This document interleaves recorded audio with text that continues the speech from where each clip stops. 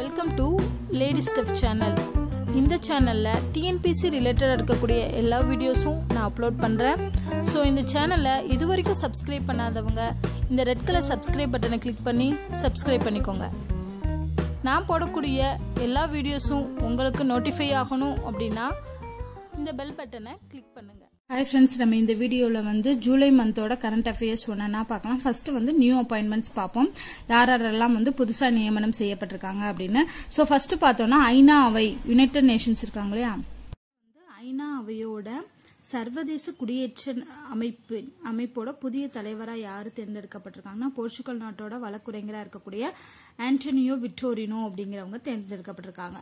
அதாவது இது என்ன சொல்லுவாங்க அப்படின்னா IOM அப்படின்னு சொல்லுவாங்க, யுனைடெட் நேஷன்ஸ் IOM, UNIOM அப்படின்னு சொல்லுவாங்க, இன்டர்நேஷனல் ஆர்கனைசேஷன் ஃபார் மைக்ரேஷன், சர்வதேச குடியேற்ற அமைப்பு அப்படிங்கறது IOM. ஸோ அதோட புதிய தலைவராக ஆண்டனியோ விட்டோரினோ அப்படிங்கிறவங்க தேர்ந்தெடுக்கப்பட்டிருக்காங்க. ஸோ வீட்டில் குடியேறோம் அப்படின்னு ஞாபகம் வச்சுக்கோங்க. ஸோ வீடு விட்டு அப்படின்னு ஞாபகம் வச்சுக்கோங்க. அப்ப குடியேற்ற அமைப்புக்கு விட்டோரினோ அப்படிங்கிறவங்க ஞாபகம் வந்துடும்.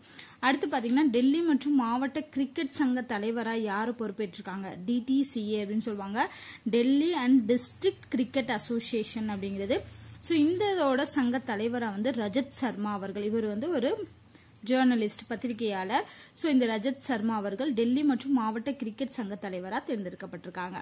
அடுத்து பாத்தீங்கன்னா இந்தியா மற்றும் பாகிஸ்தான்ல இருக்கக்கூடிய ஐநா ராணுவ கண்காணிப்பு குழு, அந்த கண்காணிப்பு குழுவுக்கான திட்ட தலைவர் மற்றும் ராணுவ கண்காணிப்பு தலைவராக யாரு நியமிக்கப்பட்டிருக்காங்கன்னா ஜோஸ் எலேட்டியோ அல்கைன். ஹெமிஸ்ட்ரியில வருள்ள அல்கைன், அதை ஞாபகம் வச்சுக்கோங்க. அதாவது இந்தியாவுக்கும் பாகிஸ்தானுக்கும் இடையான ஹெமிஸ்ட்ரி அப்படிங்கிற மாதிரி ஞாபகம் வச்சுக்கோங்க. அதாவது நல்ல உறவுங்கிறது தான் நம்ம ஹெமிஸ்ட்ரி அப்படின்னு சொல்லுவோம் இல்லையா. ஸோ அப்ப இந்தியா அண்ட் பாகிஸ்தானுக்கான ஒரு ராணுவ கண்காணிப்பு தலைவர், திட்ட தலைவர், அவர் தான் அல்கைன். ஓகே, ஸோ நீங்க அப்ப ஞாபகம் வச்சுக்கணும், இவங்க ரெண்டு நாடுகளும் வர்றதுனால ஹெமிஸ்ட்ரி, அப்ப ஹெமிஸ்ட்ரியில அல்கைன் வரும் அப்படின்னு. ஸோ ஜஸ்ட் உங்களுக்கு ஞாபகம் வச்சுக்கிறதுக்காக சொல்றேன். ஸோ இந்த UNMOGIP அப்படின்னு சொல்லுவாங்க, United Nations military observer group in India and Pakistan அப்படிங்கறதான் இதோட விரிவாக்கம். ஓகேவா. ஸோ இதுவும் முக்கியமான பதவி தான். அடுத்து பாத்தீங்கன்னா ஆயுத தொழிற்சாலை வாரியம், OFB அப்படின்னு சொல்லுவாங்க, ஆர்டினன்ஸ் ஃபேக்டரிஸ் போர்டு. OFBனா ஆர்டினன்ஸ் ஃபேக்டரிஸ் போர்டு. இதோட புதிய தலைமை இயக்குனர் மற்றும் தலைவரா PK ஸ்ரீவஸ்தவா அவர்கள் தேர்ந்தெடுக்கப்பட்டிருக்காங்க. இது எப்படி ஞாபகம் வச்சுக்கலாம்னா ஆயுதம்னாலே AK-47 தான் ஞாபகம். அதே மாதிரி இவர் PK, ஸோ PK ஸ்ரீவஸ்தவா அப்படின்னு ஞாபகம் வச்சுக்கோங்க. அடுத்து ஹைதராபாத் யூனிவர்சிட்டியோட புதிய வேந்தரா யார் நியமிக்கப்பட்டிருக்காங்கன்னா நரசிம்ம ரெட்டி. ஸோ ஹைதராபாத் அந்த ஆந்திரானாலே நரசிம்மா ரெட்டி அப்படிங்கிற பேர் தான் வரும். ஸோ அந்த பேர் தான் இருக்கு, அதை அப்படியே ஞாபகம் வச்சுக்கலாம். இந்த நரசிம்ம ரெட்டி அவர்கள் பாட்னா உயர்நீதிமன்றத்தோட முன்னாள் தலைமை நீதிபதியா இருந்தவர். ஸோ இப்படி கூட கேட்கலாம், ஹைதராபாத் பல்கலைக்கழகத்தின் புதிய வேந்தரான நரசிம்ம ரெட்டி எந்த உயர்நீதிமன்றம் முன்னாள் தலைமை நீதிபதியா இருந்தாரு அப்படின்னா அது பாட்னா அப்படிங்கிற மாதிரியும் கொஸ்டின் கேட்கலாம். அடுத்து பாத்தீங்கன்னா அதே மாதிரி ஹைதராபாத் உயர்நீதிமன்ற புதிய தலைமை நீதிபதியா ஜூலை 7ஆம் தேதி தோட்டத்தில் B ராதாகிருஷ்ணன் அப்படின்னு சொல்லக்கூடியவங்க நியமிக்கப்பட்டிருக்காங்க. ஓகேவா.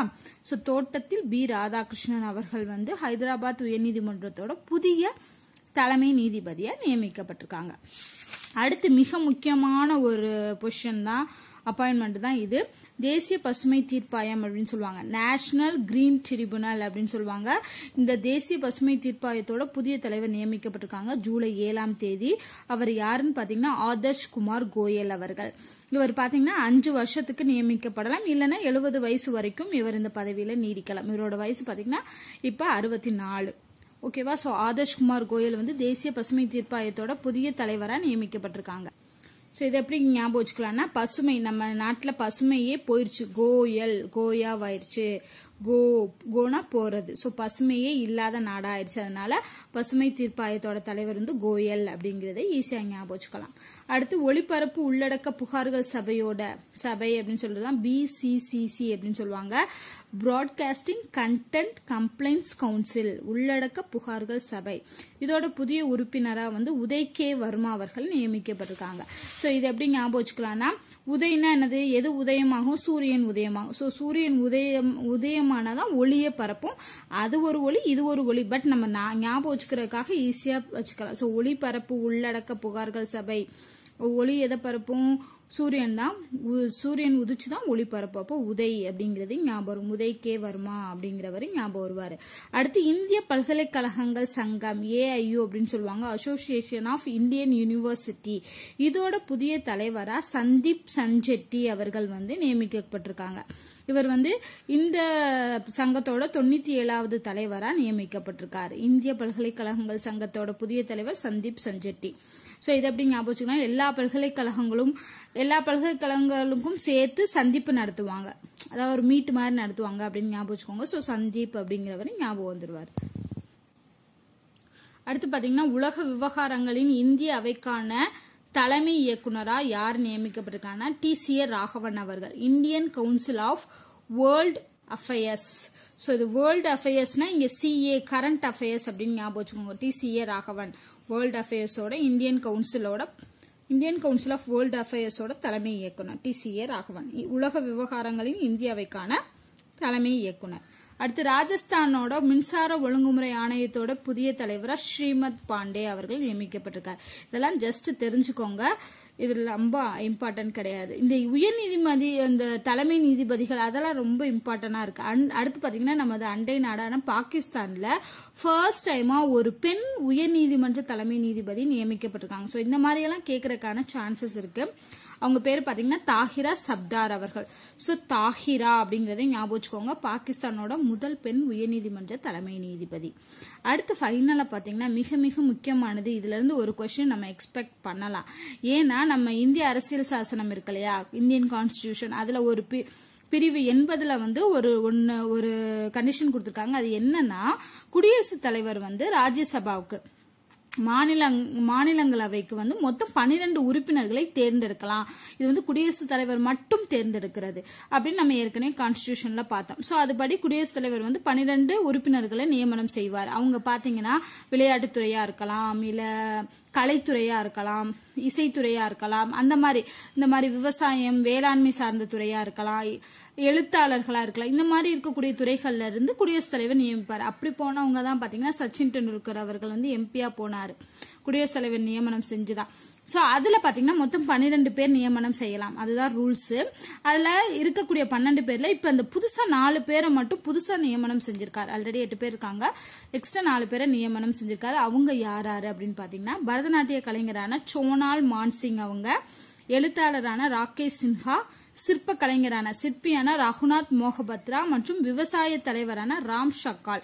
இவங்க 4 பேரையும் மக்களவை உறுப்பினரா நம்ம குடியரசுத் தலைவர் வந்து ஒரு நியமனம் செஞ்சிருக்காங்க.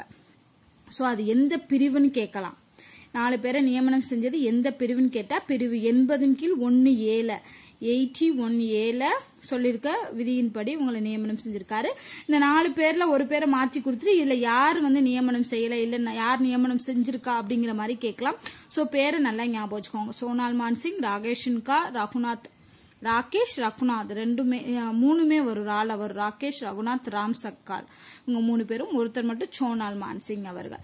சோ இவங்க எந்தெந்த துறையை சார்ந்தவங்க அப்படிங்கறதையும் ஞாபகம் வச்சுக்கோங்க. சோ இதுதான் ஜூலை மந்த்ல புதுசா வந்து நியமனம் செய்யப்பட்ட உறுப்பினர்கள் எந்தெந்த பதவியில நியமனம் செய்யப்பட்டிருக்காங்க அப்படிங்கிறது.